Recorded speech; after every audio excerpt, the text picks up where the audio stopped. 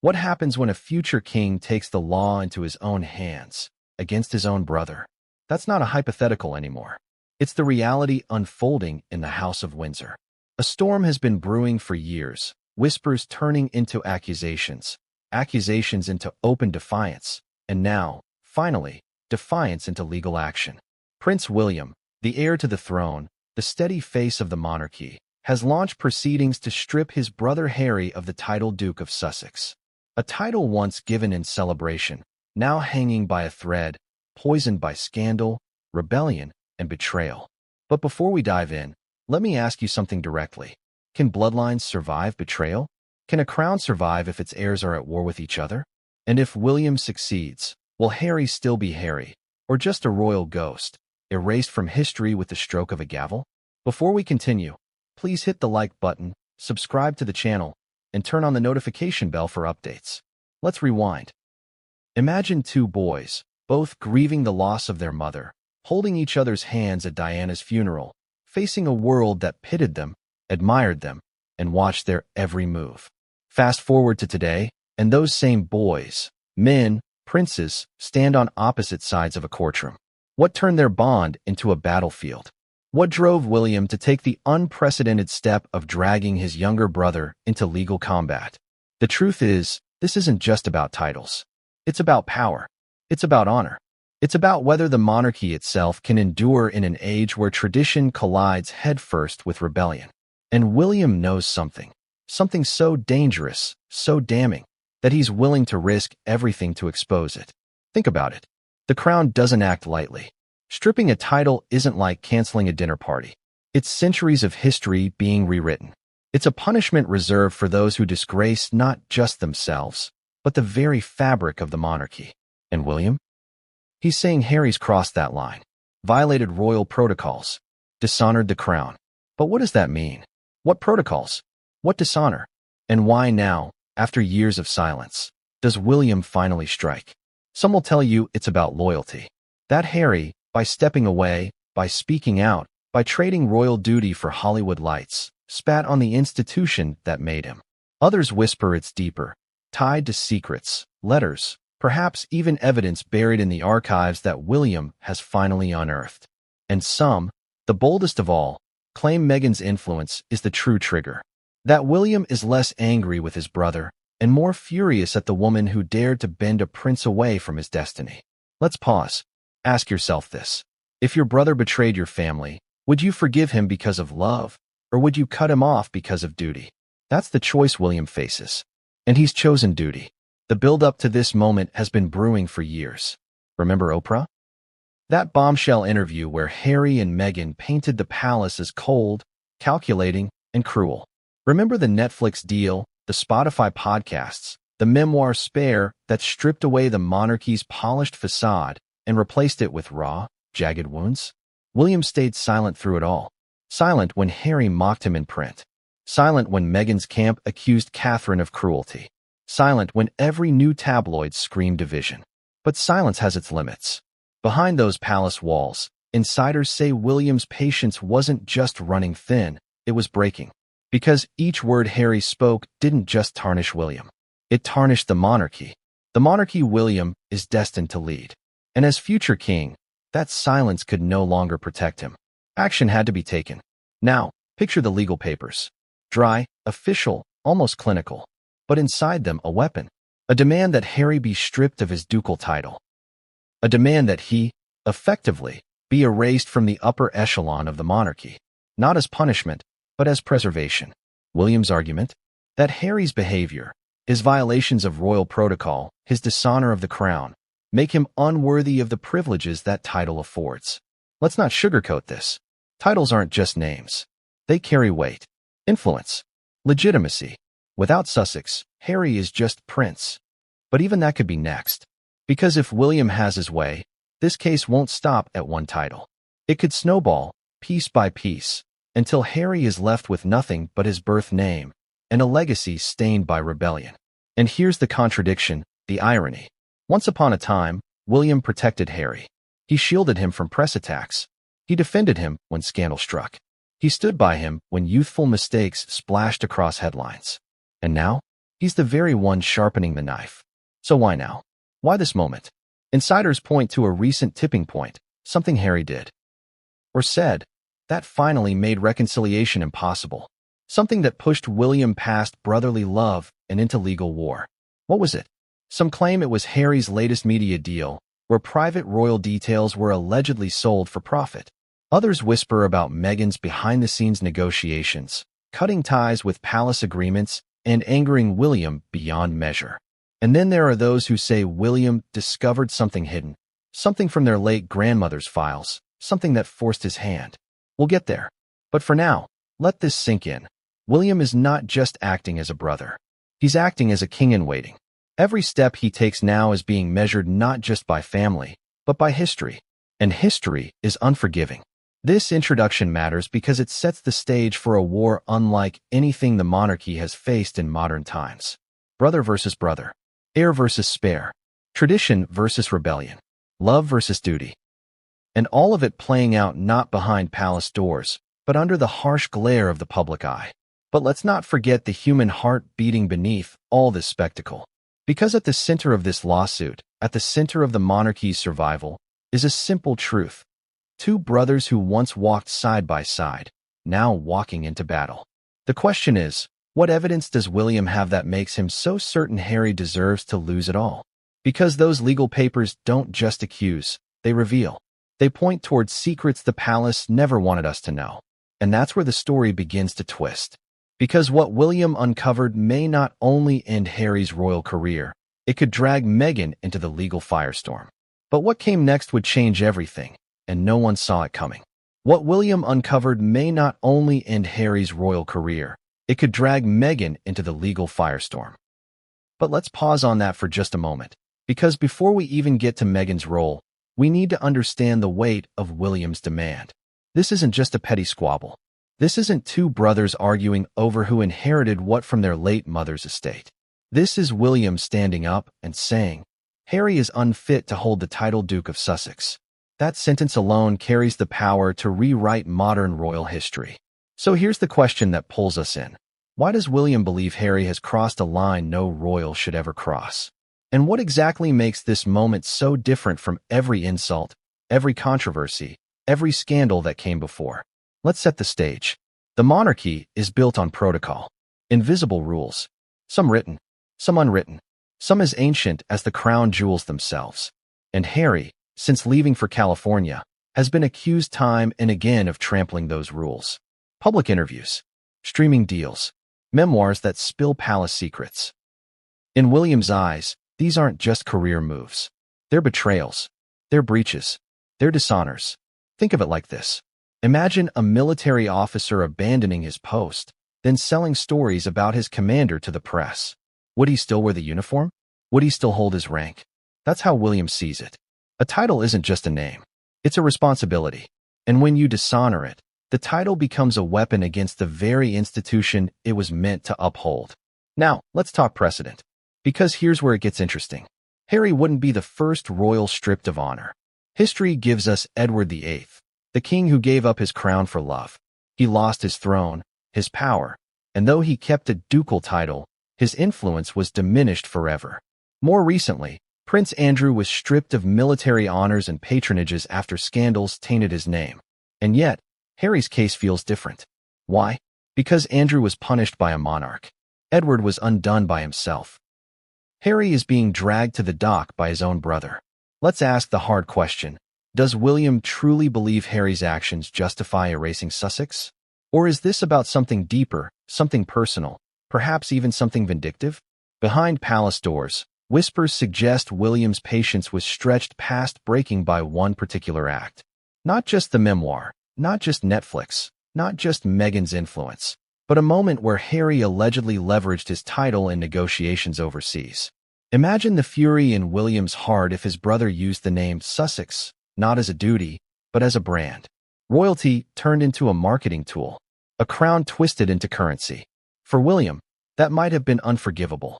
And here's where we confront the contradiction. Harry claims he wanted freedom from royal life. He told the world he didn't want the constraints, the protocols, the suffocating duties. But what has he done with that freedom? Signed deals, sold memoirs, taken interviews. While still clinging to the Sussex title, can you really walk away from the monarchy but still profit from its name? That contradiction lies at the very core of William's legal argument. Now let's add emotion. Think of William's position not just as heir, but as brother. He once vowed to protect Harry, to stand by him, no matter what. Their bond was unbreakable, or so it seemed. But imagine watching your brother turn that bond into ammunition. Watching him speak about you as cold, unfeeling, a man trapped in an institution you're destined to lead. Imagine reading passages in Spare where Harry paints you as a rival, a bully, a villain. Would you stay silent forever?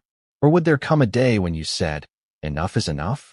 That day has arrived, and William isn't whispering anymore. He's speaking in the sharp, cold language of the law. Now, let's step into the mechanics of the lawsuit itself. William's petition, according to insiders, is grounded in the claim that Harry violated royal protocols repeatedly and intentionally. But here's the twist. The monarchy has no standard courtroom for such disputes. This isn't a traffic violation. This is a constitutional gray zone where royal tradition collides with modern legal frameworks. That's what makes it unprecedented. And that's what makes it so dangerous. Because if William wins, it creates a precedent, one that could be used again in the future. Ask yourself, is William trying to save the monarchy from Harry, or trying to protect the monarchy from itself? Because if titles can be stripped like this, who's next? Who decides? Does it strengthen the crown, or expose its fragility? And here's where irony takes center stage. Harry left the UK because he claimed he couldn't survive within the monarchy's walls. But in trying to live outside it, he may have given William the very ammunition needed to sever him from it completely. Picture the scene inside Kensington Palace. Advisors poring over legal texts. Lawyers crafting arguments. William sitting silently, his jaw clenched, as documents are placed before him. For years, he was the silent brother. Now, he's the decisive heir. And his target isn't a politician, a journalist, or a foreign critic. It's his own blood. But let's not forget, every move William makes is calculated not just for today, but for the throne he will one day inherit. Every word in that legal filing isn't just for Harry. It's for history, for the record, for the legacy of the monarchy itself. And in those pages, one name keeps surfacing, Meghan. Yes, Meghan. Because William isn't just accusing Harry of dishonoring the crown. He's pointing to a partnership, a collaboration, a husband and wife acting together. And if Meghan is dragged into this, then the firestorm won't stop at Harry. It will engulf her, too. So here's the question for you. Is William fighting his brother? Or is he fighting the woman who reshaped his brother's life? And if Meghan is drawn into this legal drama, will the battle over titles transform into a battle over legacy, image, and even love itself? The more we peel back the layers, the clearer it becomes. This isn't just about Sussex. It's about betrayal, about rivalry, about whether one brother's choices can collapse centuries of tradition, or whether another brother's determination can silence him once and for all. But the story doesn't end here. Because while William sharpens his legal sword, whispers grow louder of something hidden. Something the palace has tried desperately to keep locked away. A letter, a sealed file, a piece of evidence that doesn't just accuse Harry, it could shatter him. And that's where we're headed next. Because William's petition wasn't only about protocol. It hinted at a secret buried deep in the archives. A secret no one expected to see the light of day. But when those sealed files are opened, the world may learn the shocking truth behind William's fury. And that truth could destroy Harry's last shred of royal standing. Have you ever wondered what happens when centuries of royal protocol collide with modern scandal? When the polished image of monarchy meets the messy, human reality of betrayal, ambition, and secrecy. That's exactly where we are now, and what William may have uncovered isn't just a minor slip-up. It's a time bomb that could change everything about how we view the Sussexes. It all begins with the archives, the secret vaults beneath Buckingham Palace in Kensington, where royal documents, letters, and correspondences are stored, some dating back hundreds of years. In theory, these are meant for historical research, for the preservation of royal heritage. In reality, they're a battlefield for power, a repository of secrets that could ruin lives if ever exposed. And now, they've become the stage for William's legal offensive against Harry. Insiders reveal that William requested a review of any correspondence, emails, and recorded conversations linked to Harry after he left for California. Every memo, every briefing, every internal warning. He wanted it all. Why? Because he needed evidence. He needed proof that Harry had not only violated royal protocols, but had done so with forethought, intent, and yes, potentially malice. But here's the twist. What William found wasn't just mundane violations. It wasn't about missed appearances or minor breaches of etiquette. What he uncovered pointed to a deeper, more insidious betrayal. Some documents suggested that Harry may have been warned repeatedly by palace advisors about the consequences of leveraging his title for commercial purposes. Each warning supposedly came with a clear understanding. Continue down this path, and the title of Duke of Sussex could be revoked. Imagine receiving that warning as a member of the royal family and still pushing ahead. It's like standing at the edge of a cliff and being told not to jump, and then jumping anyway. And that's exactly how William sees it. The violation isn't just in the actions, it's in the intent, in knowing what was right and choosing to do the opposite. And then there's the matter of private correspondences, letters between Harry and Meghan. Advisors claim they discovered emails that suggested the couple actively strategized around public perception, aware that their moves might inflame palace tensions. Not just casual planning, but calculated actions meant to maximize public attention while sidestepping royal constraints. In other words, the Sussexes weren't just living outside the monarchy. They were plotting, maneuvering, and leveraging every ounce of influence their titles still afforded them. Now, here's a question for you. If a royal title is meant to represent service, duty, and loyalty, what happens when the holder treats it as a brand, a tool for personal gain? Can the monarchy tolerate that? Can any institution built on centuries of tradition survive when its symbols are weaponized by insiders? William's legal action suggests the answer is no, and it gets even more dramatic. Documents from the archives allegedly indicate that Harry may have shared sensitive information with external parties, including media outlets and business associates. These aren't casual anecdotes. These are details that could affect the monarchy's operations, finances, and international relationships. To William, this wasn't just a breach of trust. This was a threat to the crown itself. But the archives also revealed something else, something unexpected. Evidence that Meghan, often seen as the instigator of Harry's rebellion, may have been given the chance to mediate, to act as a peacemaker within the family. Yet insiders suggest she allegedly advised Harry to push further, to maximize his independence and public presence, regardless of the fallout. And that's the contradiction that fuels William's fury. Here is a couple claiming they want distance, yet simultaneously orchestrating moves that force confrontation. It's also important to understand the psychological layer here. William, as heir to the throne, sees the monarchy as fragile, a delicate ecosystem that cannot survive reckless behavior. He doesn't just think about protocol. He thinks about legacy, history, and the future of the institution. Every title carries weight. Every privilege is intertwined with duty, and every violation erodes the public trust that keeps the monarchy alive. By William's measure, Harry hasn't just stepped out of line. He's endangered an entire institution. And then there's the human element. In reviewing these archives, William didn't just see actions, he saw betrayal.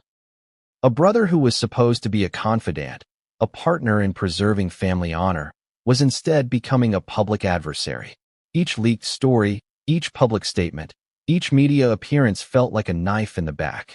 The legal filing, then, is as much personal as it is institutional.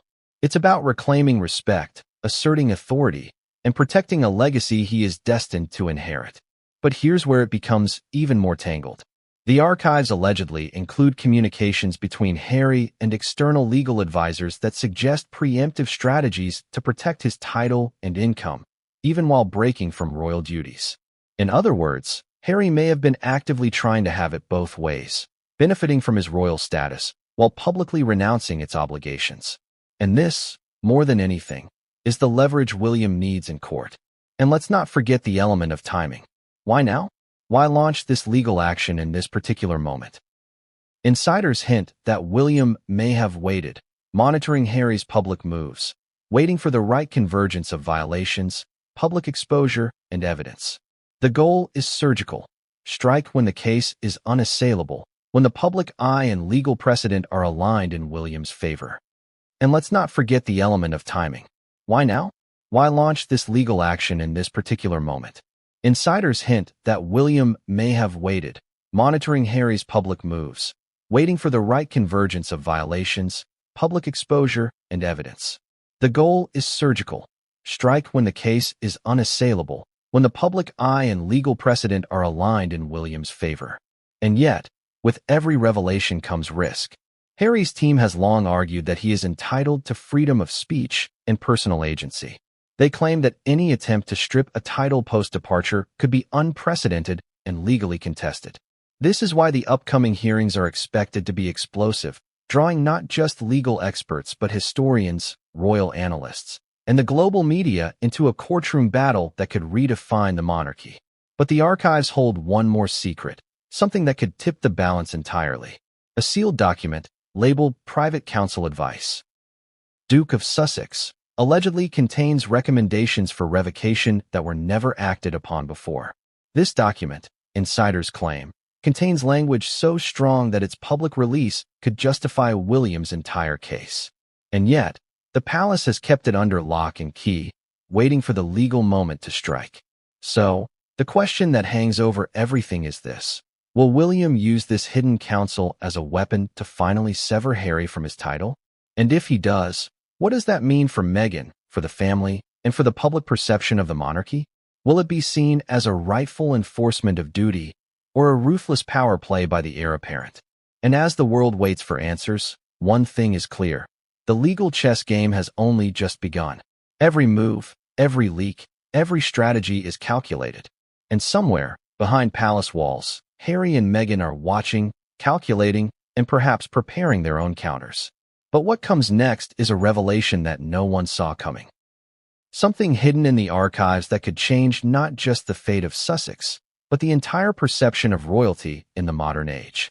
Have you ever wondered what's said behind the palace doors, in rooms where cameras never enter, where even the most loyal staff dare not speak too loudly? Secrets, whispers, conversations that could topple reputations. This is where the story of William versus Harry takes an even darker, more intricate turn. It all began with private briefings. William, meticulous and strategic, didn't just rely on archives. He summoned a series of closed-door meetings with senior palace officials, advisors, and former aides who had served both him and Harry over the years. These briefings weren't just about collecting facts. They were about building a narrative, a timeline, and a legal foundation for action. The atmosphere in these meetings, insiders claim, was tense. Advisors reportedly spoke in hushed tones, aware that any misstep could make its way to the press. Some were visibly shaken. These were people who had served both brothers, who had seen them grow up together, who had hoped for reconciliation, but now were forced to recount the moments when trust was broken. And the stories they told were explosive.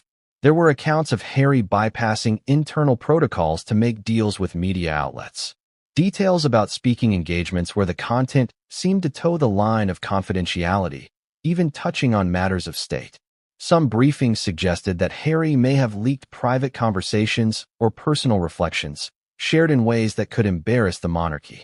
William reportedly listened in silence, his jaw tight, absorbing every revelation, every contradiction, every betrayal. But the briefings didn't just expose Harry's actions. They also revealed the internal struggle within the palace. Advisors, some of whom had once been neutral or supportive of Harry, admitted that they felt blindsided, manipulated, or used. They described moments when Harry allegedly promised to respect royal boundaries, only to act in ways that undermined those very promises. The pattern, according to these accounts, was clear. Intent mattered as much as action. One particularly shocking moment reportedly came from a senior aide who had served the brothers during charitable initiatives. This aide claimed that during private meetings, Harry expressed frustration with the monarchy's expectations, calling them outdated and suffocating. He allegedly spoke of creating his own path, free from constraints, and hinted at using his title to leverage deals that could fund his projects. To William, who values duty above all, these statements weren't just rebellious, they were incendiary. And then there was Meghan. Advisors recounted how she allegedly played a pivotal role in shaping Harry's public decisions. According to these private briefings, she encouraged certain media appearances, advised on narrative control, and sometimes, insiders claim, fueled the more controversial moves that Harry took. To William, this wasn't just a personal slight. It was an orchestrated effort to sideline his authority and reputation.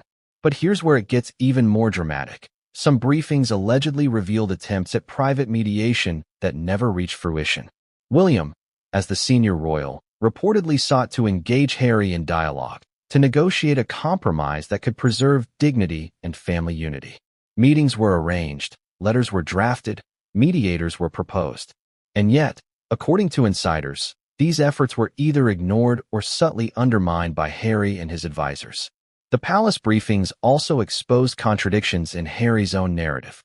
Publicly, he portrayed himself as a victim of royal tradition and duty, claiming he was constrained, misunderstood, and silenced.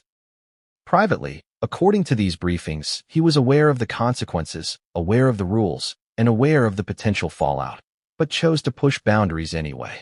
To William, this wasn't just hypocrisy, it was evidence. Evidence that his brother knowingly violated royal expectations, not out of ignorance, but out of deliberate choice. And there were emotional beats in these briefings too. Former aides spoke of the pain and betrayal they felt witnessing the fraternal rift. They described late-night phone calls, tearful confessions, and moments when even the most stoic staff were brought to the brink of despair. For William, the briefings weren't just factual, they were personal. Every story, every anecdote, every recollection reinforced the sense of betrayal, fueling his resolve to act decisively. Insiders also noted the strategic timing of these briefings. William didn't conduct them in a vacuum. He reportedly coordinated with legal advisors, ensuring that each piece of testimony, each account, and each documented conversation could be used to support the case to revoke Harry's title. This wasn't impulsive anger, it was calculated, measured, and legally meticulous. But here's the twist. While the briefings were damning, they also highlighted the palace's vulnerability. Advisors admitted that the monarchy is built as much on perception as on protocol. One leaked comment suggested that public opinion could sway outcomes, that media narratives could empower or weaken legal arguments. William was acutely aware of this. He knew that any legal move against Harry would be scrutinized not just in courts, but in the court of public perception. And then, just when it seemed the briefings had revealed everything, a bombshell emerged. One advisor claimed to have knowledge of a meeting Harry had with international media representatives, where he allegedly discussed plans that could compromise certain royal obligations. The details were murky, the evidence circumstantial, but if true, it represented a potential breach on a global scale. To William, it was the final piece of the puzzle. So now, with archives reviewed, private briefings collected, and evidence in hand, William was ready to make his move. But the question remains, would the courts uphold the revocation of a royal title, especially for a figure as high-profile as Harry? And more importantly, how would the public react to this unprecedented family showdown? One thing is certain, the palace corridors are no longer quiet. Whispers have turned into roars. Every insider, every aide, every former staffer is acutely aware that the upcoming legal battle could redefine the monarchy for generations. And in the midst of all this, Harry and Meghan are not sitting idle. They are reportedly strategizing, preparing counterarguments, and seeking public support in ways that could complicate William's plans. Imagine this: Buckingham Palace corridors buzzing with advisors, lawyers, and aides. The stakes? Nothing less than the very titles and privileges that have defined a royal lineage for centuries. For William, this isn't just a legal maneuver, it's a declaration. And for Harry, it's a storm heading straight for him, one that could strip away his identity as a prince. The first step in any monumental legal battle is assembling the right team. William reportedly began by handpicking some of the UK's most formidable legal minds, experts in constitutional law, royal protocol, and civil litigation. These weren't just lawyers.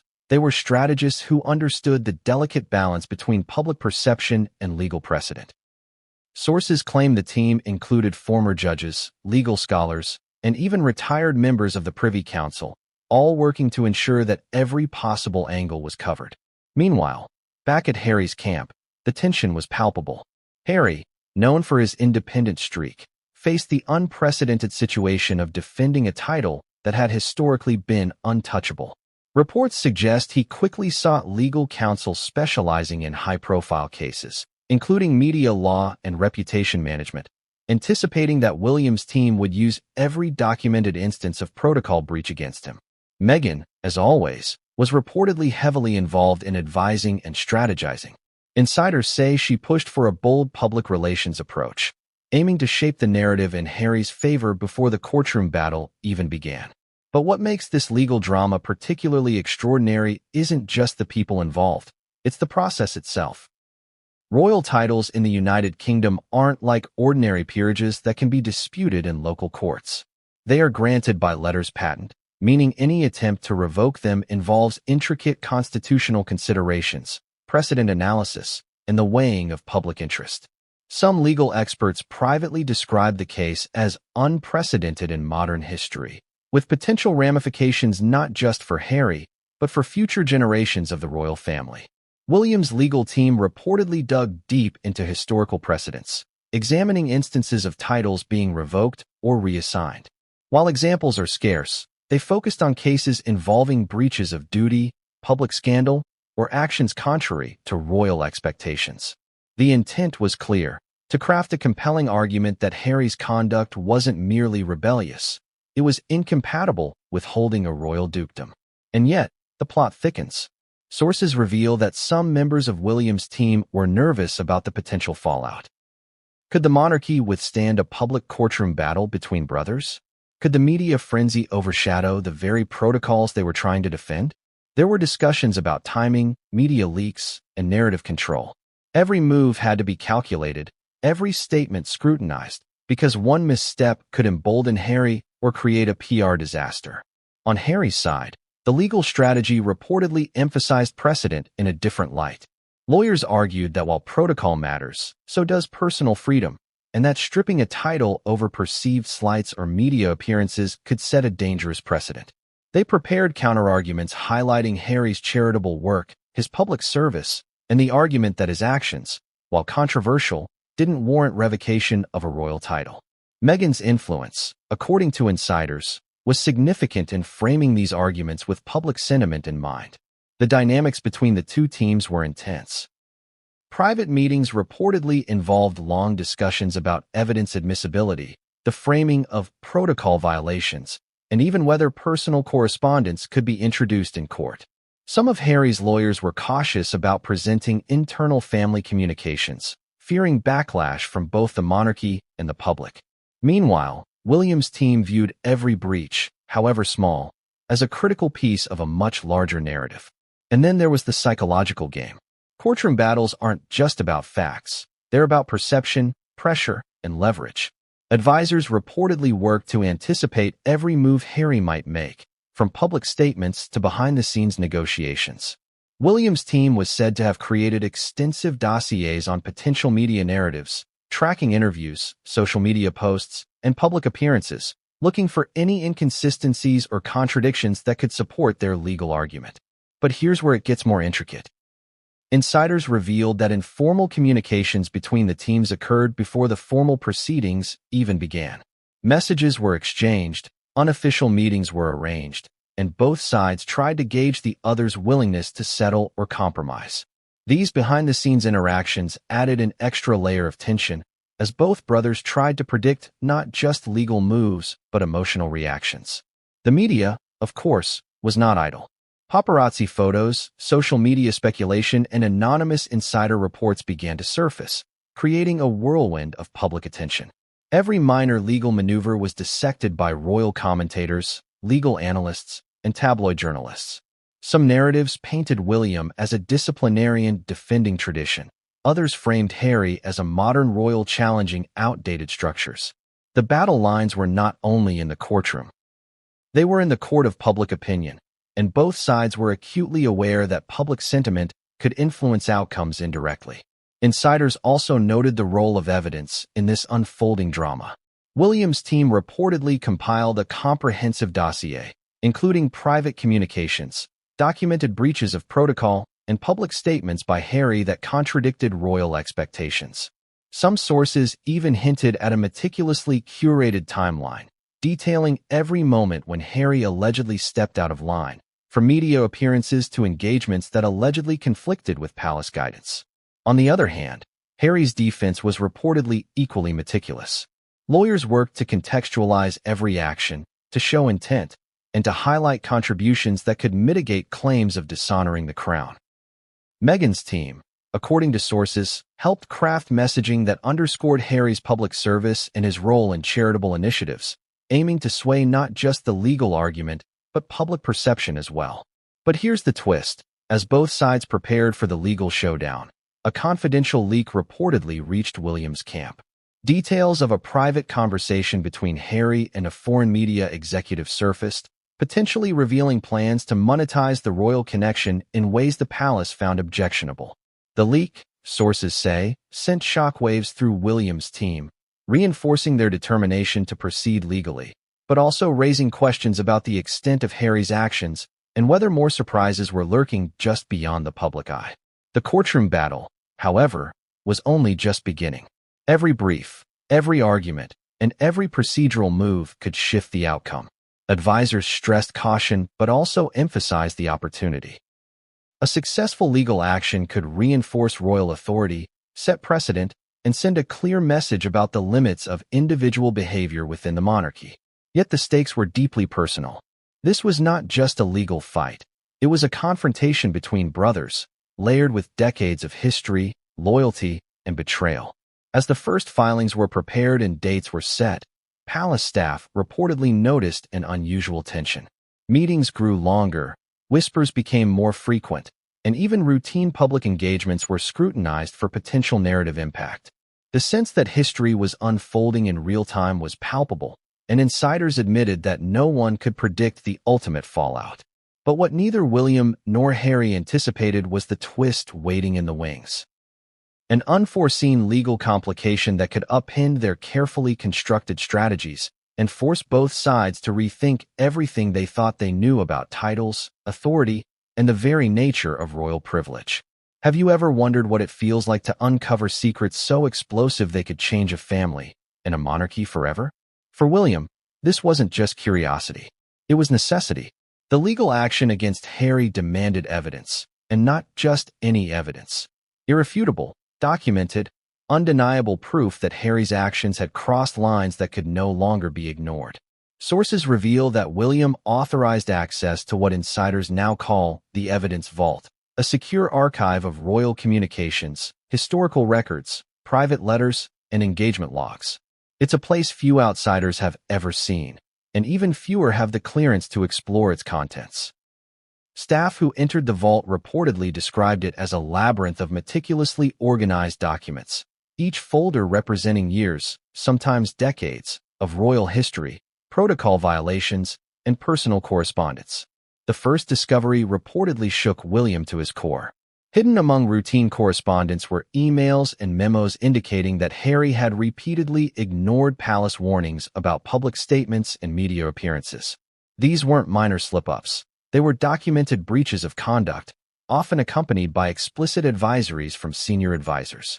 Some memos even contained language warning of reputational damage and undermining royal authority. But it didn't stop there. Sources claimed that the vault also contained photographic evidence of engagements where Harry allegedly bypassed protocol. In several images, he appeared at events without notifying the palace, interacting with high-profile media figures in ways deemed inappropriate for a senior royal. One particular photograph reportedly captured a conversation between Harry and an influential media executive, an encounter that William's legal team would later describe as potentially monetizing the royal connection. Letters from former aides and personal correspondences added another layer of gravity. In one letter, a senior aide expressed frustration that Harry was continually disregarding the chain of command, highlighting repeated incidents where guidance had been ignored.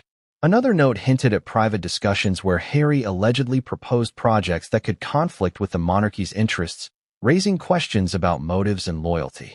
Then came the most surprising discovery of all, a set of recordings, previously classified, that captured conversations between Harry and certain media contacts. While the full content remains confidential, insiders suggest these recordings revealed candid admissions, intentions to publicize certain family matters, and discussions that could be interpreted as attempts to exploit royal status. Legal experts familiar with the case described the recordings as potentially game-changing. Yet the most shocking discovery was yet to come. Deep within one communication chain, a name emerged, someone within the royal inner circle who had reportedly been feeding information to the network. If true, this meant that Harry's actions may have had internal enablers, individuals trusted by the crown who were now implicated in secrecy and potential betrayal. The implications were staggering. Could there be someone inside the palace quietly assisting Harry's maneuvers? And with that, William faced a critical question. How do you dismantle a network that is both invisible and influential, while maintaining the moral high ground and protecting the integrity of the crown? Every decision had stakes far beyond the courtroom. Every revelation had the potential to ignite public controversy, strain family ties, and redefine perceptions of loyalty, trust, and duty within the royal family. Imagine waking up one morning and realizing that someone you once called a brother is about to reveal every intimate detail of your family life to the entire world. Every private conversation, every vulnerable moment, every whispered complaint, soon to be sold as chapters in a memoir for millions. That was the reality facing Prince William as he prepared to take legal action against Prince Harry. What made it worse? This wasn't just any book. It was carefully timed, strategically leaked, and designed to maximize public impact. The first inkling came when William's aides noticed unusual activity among publishers. Multiple agents reached out to Harry's inner circle, probing interest in a tell-all memoir that promised shocking revelations about the monarchy. Some of the emails were curt, others oddly confidential, and a few even hinted at sensitive content that should never have left palace walls. By now, it was clear, Harry's book was more than a personal project, it was a weapon. Sources reveal that the manuscript contained references to family disputes, alleged betrayals, and unflattering portrayals of key figures within the royal household. William reportedly learned that passages discussed personal struggles, health issues, and private conversations that were never meant for public consumption. There were stories of emotional confrontations, whispered arguments between the brothers, and hints of tension that stretched back decades. It was a goldmine for tabloid headlines and a nightmare for palace officials. One striking excerpt allegedly recounted a heated argument over royal protocol. According to insiders, Harry criticized William for being too rigid and out of touch with the pressures he faced as a modern royal. Meanwhile, William was depicted as stoic but frustrated, struggling to maintain the balance between duty and family. The portrayal wasn't subtle. It was crafted for maximum drama, designed to create sympathy for Harry and raise questions about William's leadership. But it wasn't just the personal jabs that alarmed William's team. Financial dealings were also under scrutiny. The manuscript reportedly included references to private investments, property acquisitions, and charitable foundations, some of which were portrayed in ways that could damage reputations. Even small misinterpretations could lead to public outrage, legal challenges, or media frenzy. The stakes were enormous. The palace's response was measured but urgent. Legal advisors emphasized the need to act quickly, not only to protect family reputation, but also to preserve the integrity of the crown.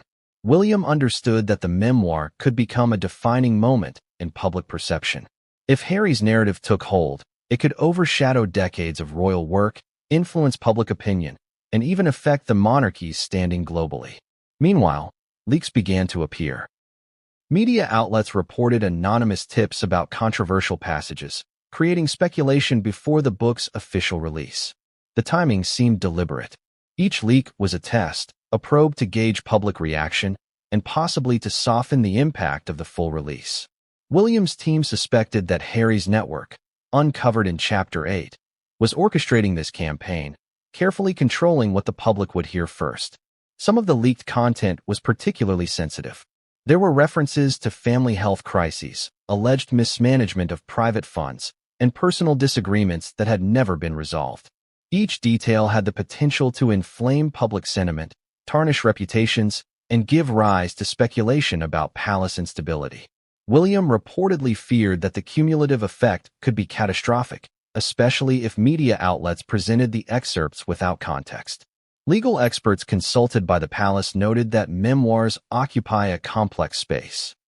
While authors generally have the right to express personal experiences, there are boundaries when it comes to defamation, privacy, and the misuse of confidential information.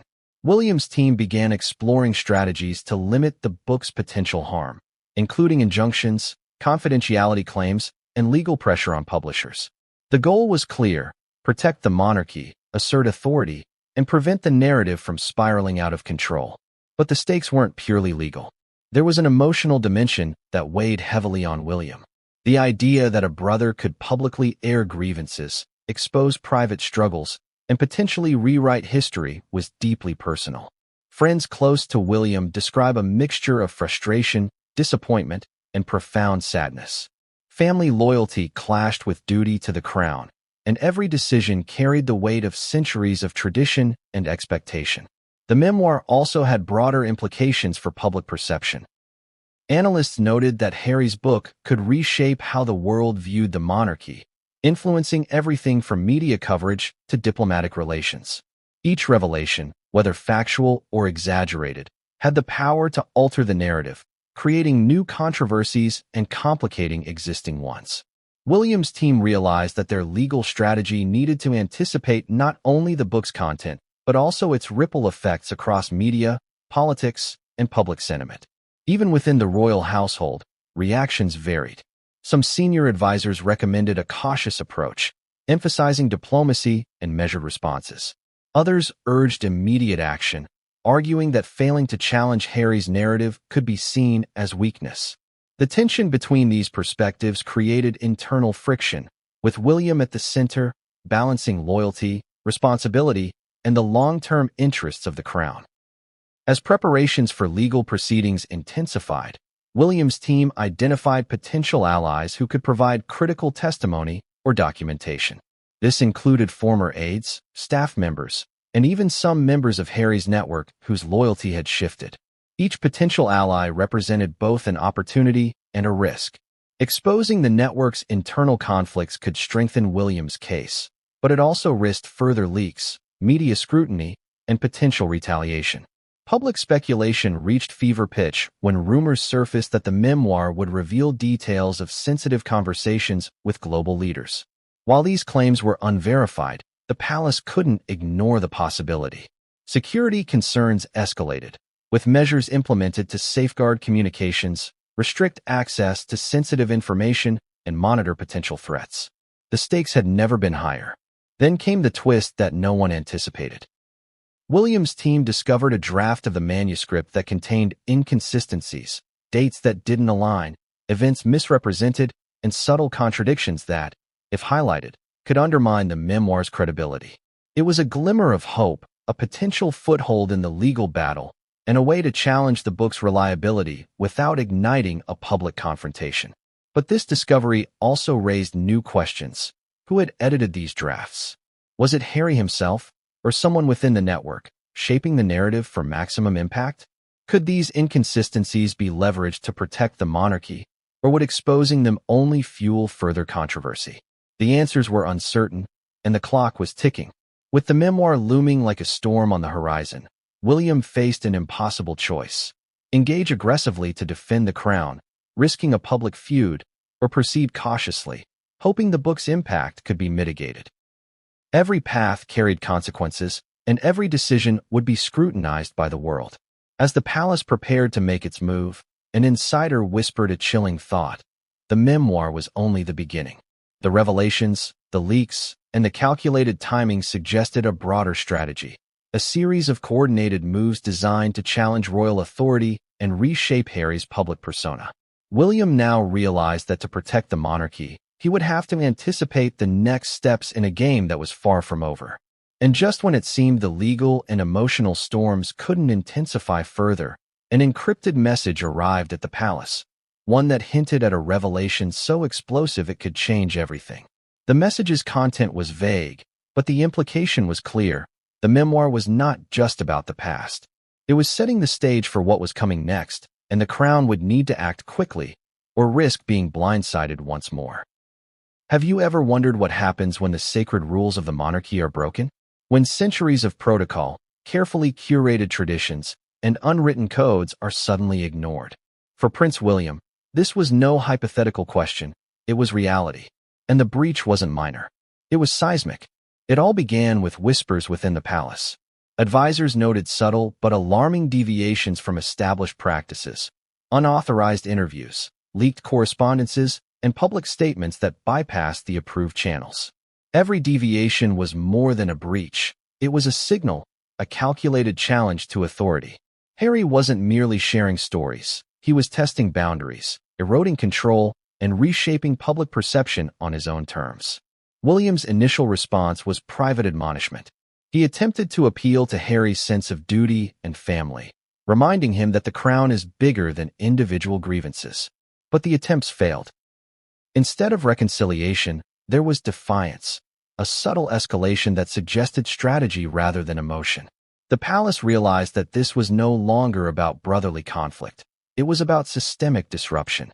The breach became particularly serious when Harry allegedly bypassed formal channels for royal communications during a high-profile event. Rather than submitting a request for public statements or coordinating with palace communications, Harry independently authorized interviews and commentaries, exposing sensitive details and contradicting official narratives. This not only embarrassed the monarchy but also violated a sacred expectation. Loyalty and discretion are paramount. Legal advisors immediately highlighted the gravity of the situation. Royal protocols, while often unwritten, carry immense weight in precedent and expectation. Violating them can lead to consequences ranging from censure to, in extreme cases, revocation of titles. The advisors stressed that this was precisely the moment for decisive action. William could no longer rely solely on diplomacy or private appeals. A formal legal response was essential. But the situation was complicated by public perception. Harry had cultivated a media narrative portraying himself as a modernizer, a truth-teller fighting against the archaic machinery of monarchy. Any attempt to enforce protocol risked being spun as authoritarian or vindictive. William faced a delicate balancing act: defend the integrity of the crown while avoiding the optics of familial persecution. Every decision had to be surgical, strategic, and legally sound. The palace also began cataloging every instance of protocol violation, from unauthorized public statements to unapproved engagements and sensitive leaks. Each breach was meticulously documented. This became the foundation for legal proceedings, providing clear evidence that the actions were deliberate and systematic rather than accidental. Advisors emphasized that without irrefutable documentation, the case could be vulnerable to counterclaims, and the crown's authority might appear weakened. Meanwhile, the emotional toll on William was profound. Friends close to him described sleepless nights, moments of anger, and deep disappointment. The conflict wasn't abstract, it was intensely personal. How do you take legal action against your own brother, a man you once protected and confided in, without fracturing family ties irreparably? Yet the responsibility to safeguard the monarchy, and by extension, the nation, overrode private feelings. Duty demanded action. Harry's strategy appeared calculated. Sources suggest that he tested the limits of the monarchy's response with each deviation. Leaks about charitable foundations, private letters, and even personal conversations with senior royals were timed to coincide with media cycles, amplifying impact. Every breach wasn't just a violation. It was a signal that the crown's traditional controls were no longer unchallenged. In response, William's legal team formulated a multi-layered strategy. The first step was to formally document the breaches, establishing a pattern of behavior. The second was to issue preliminary notices to Harry's representatives, demanding compliance with royal protocol and warning of legal repercussions. The third, most critical step, involved preparing to argue that these breaches warranted revocation of the Duke of Sussex title. This was uncharted territory. Few cases had tested the intersection of royal tradition and legal authority so directly. Public reaction began to mount. Social media exploded with debates over whether William's actions were justified or an overreach of authority. Some commentators praised the defense of centuries-old traditions. Others framed it as an unnecessary familial feud. Every headline, tweet, and opinion piece added pressure to act decisively but prudently. Adding another layer of complexity were potential legal loopholes. While the monarchy wields immense influence, the legal authority to strip a royal title isn't absolute. Constitutional precedents, historical statutes, and international considerations all came into play. William's legal advisors had to navigate these waters carefully, ensuring that any action could withstand scrutiny from courts, parliament, and global audiences.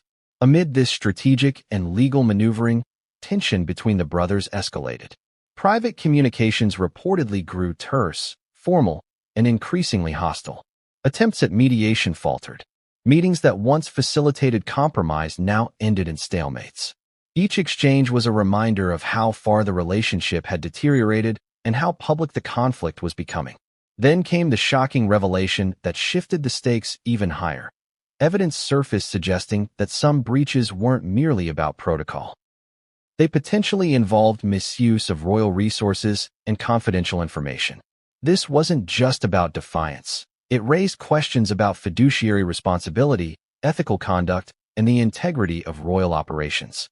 William's legal team realized that the argument for revoking the Duke of Sussex title was stronger than ever, but also more combustible. With all eyes on the palace, the legal machinery moved into high gear. Advisors prepared a formal petition, outlining each breach, citing precedents, and presenting a compelling argument that Harry's actions had dishonored the crown. The case was structured not only as a defense of tradition, but also as a moral imperative, a demonstration that no member of the royal family is above accountability. Yet, just as the formal proceedings were set to begin, an unexpected twist emerged. A confidential letter, apparently sent from Harry to a third party, contained implications that could change the legal landscape entirely. The contents of this letter were ambiguous, potentially inflammatory, and promised revelations that could destabilize the entire strategy. William now faced a dilemma: proceed with the case as planned or delay, risking leaks and public speculation. The palace's atmosphere was tense. Advisors debated late into the night, weighing legal strategy against public perception. Security teams increased monitoring of communications, wary of potential leaks. And William, at the center of it all, prepared to take a stand, not just as a brother, but as the heir tasked with defending centuries of tradition. As the first formal filings were drafted, the stakes could not have been higher. One misstep, one leak, one misinterpreted clause could derail the case and provide Harry with a narrative advantage. The Crown was preparing to engage in a legal and emotional battle that would redefine the rules of royal conduct. And then, just as the petition was set to be filed, an unexpected development occurred.